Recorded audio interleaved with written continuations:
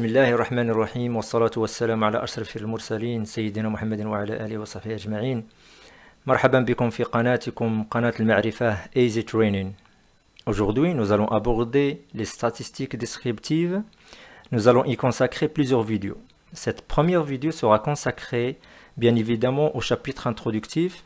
Je vais y parler des éléments de définition et quelques formules de base. Les objectifs pédagogiques espérés après avoir suivi l'ensemble des vidéos seront les suivants.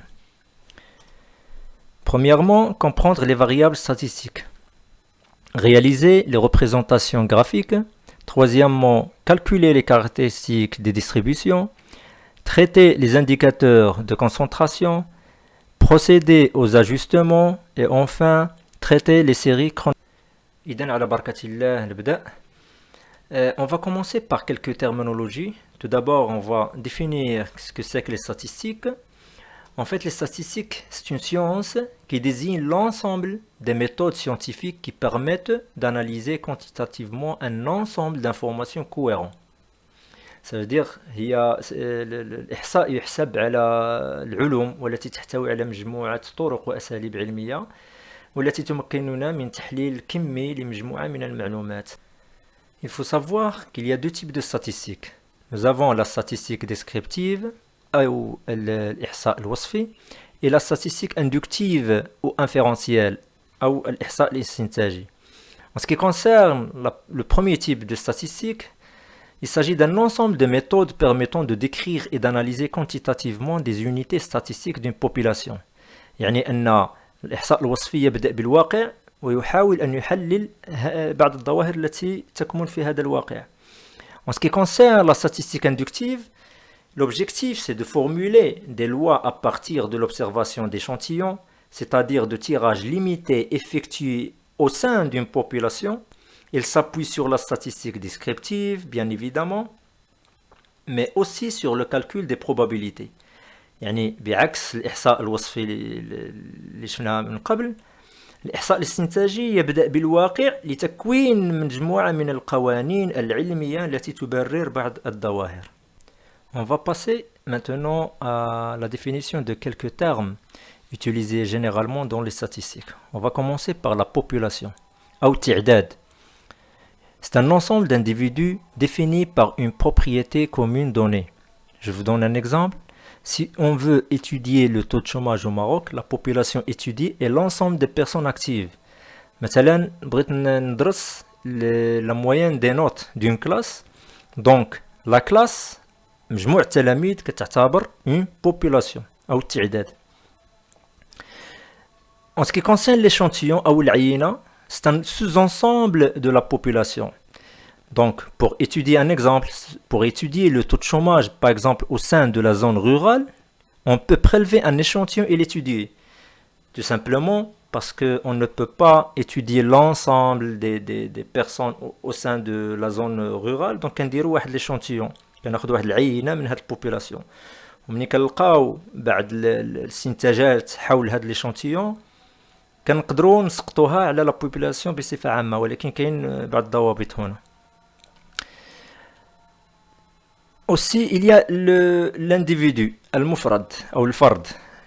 Il s'agit de chaque élément de la population ou de l'échantillon. Dans l'exemple précédent, donc chaque personne constitue un individu ou une unité statistique. إذن أي فرد من هذيك البوبولاسيون أو التعداد يعتبر un individu. Nous avons également la taille. Elle représente le nombre d'individus d'un échantillon ou d'une population. Elle est symbolisée par n, petit n, dans le cas d'un échantillon, et par un grand N dans le cas d'une population. Je m'explique. افترضوا مثلا بغينا ندرسوا معدل السن في واحد المؤسسة تجارية، une entreprise. إذا لا طاي هنا وهو l'effectif total ديال l'entreprise. Nous avons également le caractère, c'est l'aspect particulier que l'on désire étudier. Par exemple, concernant un groupe de personnes, on peut s'intéresser à leur âge, leur sexe, leur taille, ainsi de suite. إذا مثلا في مؤسسة تجارية une entreprise نقدروا نلقاو le caractère est-ce que c'est le sexe, on veut نشوفوا شكون المعدل ديال الرجال ولا النساء, نشوفوا le niveau scolaire, نشوفوا l'âge moyen, la taille, ainsi de suite. هادو كلهم كيتسموا des caractères. L'ensemble des résultats s'appelle série statistique. مثلا عندي واحد لا كلاس فيها 20 تلميذ, عندي بغيت نشوف la note moyenne, donc la note de chaque personne كتسمى une série statistique. Il y a également la modalité, ou bien les modalités, les différentes manières d'être que peut présenter un caractère. Exemple, le sexe est un caractère qui présente deux modalités, féminin ou masculin. Il y a aussi le nombre d'enfants par famille, donc les modalités le caractère le nombre d'enfants, elle est 0, qu'il mène de chloulidet, qu'il y a de wild, juste là, ils donnent des modalités. Donc la modalité, c'est l'aspect que prend le caractère. Il a qu'on a l'âge, l'âge c'est l'ensemble des âges qui sont dans l'entreprise. Donc c'est des modalités. Maintenant, nous allons parler des types de caractères. Nous avons le caractère qualitatif. Donc c'est lorsque les modalités d'un caractère ne peuvent pas s'exprimer par des nombres. Par exemple, le caractère couleur a pour modalité vert, jaune, bleu. Donc il n'y a pas de couleur ici. Par contre, lorsque je dis taille, donc il y a un nombre. Lorsque je dis âge, chiffre d'affaires, budget, donc il y a des chiffres. Maintenant, on parle des caractères qualitatifs. Ils sont divisés en deux parties. Caractère qualitatif ordinal, donc lorsque les modalités peuvent être ordonnées. Donc il y a un classement bien hiérarchisé, par exemple le niveau d'études, classe sociale, grade, etc. Par contre, il y a un classement hiérarchisé et ordonné, on l'appelle ça caractère qualitatif nominal. Par exemple, couleur des yeux, état civil, sexe, lieu de résidence. Donc il n'y a pas vraiment un classement bien déterminé. L'autre partie, donc il y a le caractère qualitatif le caractère quantitatif. Donc il s'agit là des modalités qui sont numériques. Par exemple, l'âge, la taille, le poids, le budget, le taux de croissance. Donc il s'agit des caractères chiffrables, quantitatifs. La même chose, ce caractère quantitatif, il est divisé en deux parties. Donc le caractère quantitatif discret. Donc, lorsqu'il s'agit des valeurs que peut prendre le caractère, ils sont finis au dénombrable. Le plus souvent, ces valeurs sont entières. Ça veut dire, le caractère, il y a 0, il y a 1, il y a 2, il n'y a pas de virgule. D'accord? Par exemple, le nombre d'enfants, le nombre de téléviseurs par foyer. Donc, on ne peut pas trouver un téléviseur 5. Donc, c'est discret. Par contre, il y a le caractère quantitatif qui est continu. Donc le caractère qui est continu peut prendre théoriquement n'importe quelle valeur dans un intervalle donné de nombres réels. Par exemple, la taille d'un individu. On peut trouver des gens qui ont 1m60, 1m61, 62. Donc vous voyez, donc, on peut appeler ça un caractère quantitatif qui est continu. وعفاكم كننصح الإخوان باش يركزوا على les classements parce que on va les utiliser après Inch'Allah. Pour résumer ce que nous avons vu jusqu'à maintenant, nous avons les types de caractères. Donc nous avons une variable, elle est divisée en deux parties ou bien deux formes. Donc il y a la variable quantitative et qualitative. En ce qui concerne la variable quantitative, donc il y a deux types, donc discrète et continue. En ce qui concerne la qualitative, donc c'est ordinal ou bien nominal. Concernant, pour un petit peu schématiser ce que nous avons vu, donc supposons que nous avons une population ici, d'accord, l'effectif d'une entreprise, les élèves d'une classe, les étudiants d'une université, donc ça c'est une population. Bien sûr, au sein de chaque population, il y a un individu. Et pour faire des études statistiques, on est amené à faire des échantillons. Ça veut dire une partie bien déterminée. Bien sûr, on va voir après, il y a des conditions pour former des échantillons. Vraiment, c'est un petit peu rigoureux. Passons maintenant à quelques symboles mathématiques utilisés, bien sûr, dans les statistiques. On va commencer par la sommation. Donc on parle d'indice de sommation. Donc le symbole sigma, on va le trouver généralement dans les statistiques et bien sûr les mathématiques. Il s'utilise pour désigner d'une manière générale la somme de plusieurs termes Ce symbole est généralement accompagné d'un indice que l'on fait varier de façon à englober tous les termes qui doivent être considérés dans la somme. Donc, l'indice de sommation, donc, pour formaliser les sommes, parfois on utilise le sigma pour récapituler une sommation. Donc, par exemple, la somme des n premiers entiers peut être représentée de la façon suivante. Donc, nous avons ici sigma de i, donc les nombres entiers, allant de 1 jusqu'à n, donc est égal à 1 plus 2 plus 3 jusqu'à n. Donc, pour formaliser cette sommation, on utilise l'indice sommation ou bien le symbole sommation sigma. Donc, nous avons sigma i تساوي 1, i هي, donc تساوي allant de 1 jusqu'à n. Donc, ça va nous donner une sommation de 1 jusqu'à plus 2 plus 3 jusqu'à n. Un petit exercice, donc soit x1 est égal à 3, x2 est égal à 5, x3 est égal à 6, x4 est égal à 2, enfin x5 est égal à 7. Il nous demande de calculer sigma de i allant de 1 jusqu'à 5. Bien sûr, sigma de xi, sachant que i allant de 1 à 5. Donc i partant de 1 jusqu'à 5. Et sigma de xi, sachant que i est égal à 2, allant de 2 jusqu'à 4.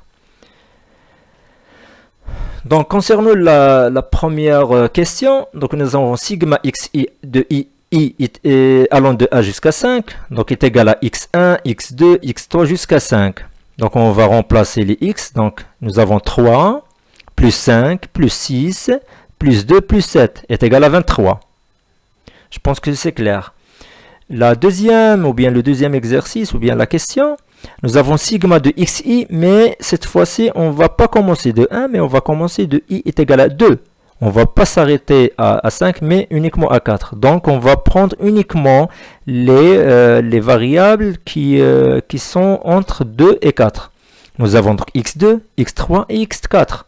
Donc, ça nous donne 5 plus 6 plus 2 est égal à 13.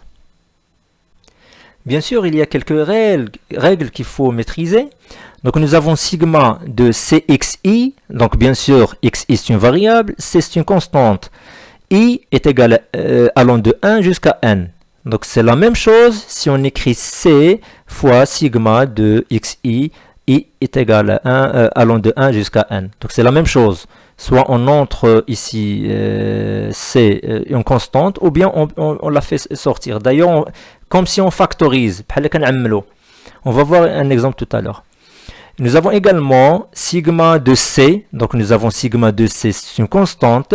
I est égal à 1 jusqu'à n. Donc, c'est la même chose si on fait nc. Donc, c'est n fois c. Ça veut dire si on fait maintenant sigma de 5, i est égal à 1 jusqu'à 10. Donc, c'est 10 fois 5. Donc, c'est 50. Enfin, nous avons sigma de xi plus yi. I est égal à 1 jusqu'à n. Donc, c'est la même chose, est égal à sigma de xi, i allant de 1 jusqu'à n, plus sigma de yi, est égal allant de 1 jusqu'à n. Prenons un exemple. Donc, soit x1 est égal à 3, x2 est égal à 5, x3 6, x4 2, et x5 7. Et bien sûr, nous avons y1 est égal à 2, y2 est égal à 8, y3 est égal à 3, y4 est égal à 1, y5 est égal à 6. On va calculer sigma de 4xi, i allant de 1 jusqu'à 5. Donc, on va prendre les xi, les variables xi, de 1 jusqu'à 5. Nous avons donc 4 fois xi, x1 plus 4 fois x2, plus 4 fois x3, ainsi de suite. Ça nous donne 4 fois 3, 4 fois 5, plus 4 fois 5, plus 4 fois 6, plus 4 fois 2, et enfin, plus 4 fois 7. Ça nous donne 92. C'est la même chose si on fait 4 fois sigma de xi, i est égal à allant de 1 jusqu'à 5. C'est la même chose. Donc, on factorise par 4 fois sigma des 5 caractères. Donc, est égal à 4 fois 23 est égal à 92. Donc, vous voyez, c'est la même chose si on écrit sigma de cxi, i allant de 1 jusqu'à n, ou bien on fait sortir la constante pour trouver C sigma de xi, i allant de 1 jusqu'à n. Passons maintenant à l'indice produit. Donc le symbole produit signifie multiplication bien produit. Donc le produit de x variable s'écrit x1 fois x2 fois x3 jusqu'à xn. Donc pour résumer ou bien schématiser ce produit, on écrit produit de xi, i allant de 1 jusqu'à n. Bien sûr, il y a des propriétés ou des règles. Donc nous avons produit de a, i allant de 1 jusqu'à n, elle est égale à a à la puissance n. Une autre règle, nous avons produit de axi, a c'est une constante, i allant de 1 jusqu'à n, c'est la même chose si j'écris a à la puissance n, produit de xi, i allant de 1 jusqu'à n. Prenons un exemple. Donc nous avons produit de i est égal à allant de 1 à 5, c'est la même chose si je fais 1 fois 2 fois 3 fois 4 fois 5, donc ça est égal à 120. Et voilà, nous arrivons à la fin de cette vidéo introductive sur les statistiques. J'espère qu'elle vous a plu. Si vous avez des questions ou bien des remarques, n'hésitez pas à nous écrire en bas dans les commentaires.